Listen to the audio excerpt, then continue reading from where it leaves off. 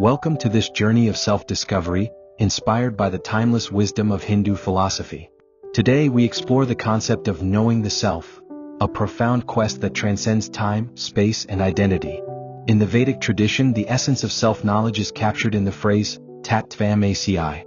You are that. These three words remind us that our innermost being is not separate from the infinite, universal consciousness. But how do we uncover this truth in our daily lives? Let us begin with the idea of the Atman, the self. Hindu philosophy teaches us that there are two aspects of self, the outer self and the inner self. The outer self is the ego, our personality, our roles, and our attachments. This is the self we interact with in the material world. But the inner self, the Atman, is pure, eternal, and unchanging. It is not bound by time, relationships, or desires. It is the divine essence within. To know the self, we must turn inward. The Bhagavad Gita, one of Hinduism's most revered texts, says, "When a man sees himself as the self in all beings and all beings in the self, he can never hate." This vision of unity begins with understanding who you truly are.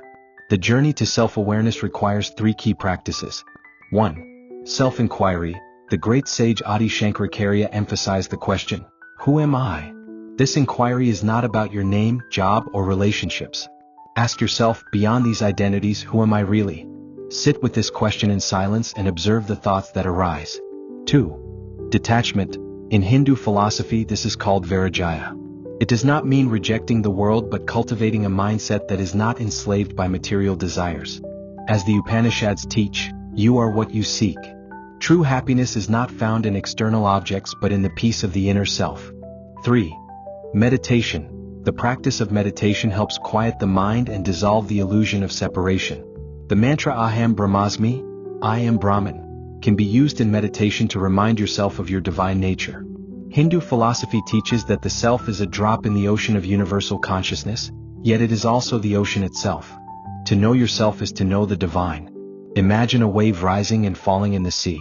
The wave may appear separate for a moment, but it is never apart from the ocean. In the same way, you are one with the infinite. Take a deep breath. Close your eyes. Feel the rhythm of your breath, the stillness within. This is where the self resides, not in the past, not in the future, but in the eternal now. Remember the words of the Chandogya Upanishad. The self is hidden in the heart of every creature. It is smaller than the smallest, yet greater than the greatest.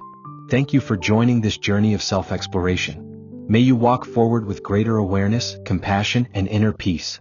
You are not just a part of the universe, you are the universe.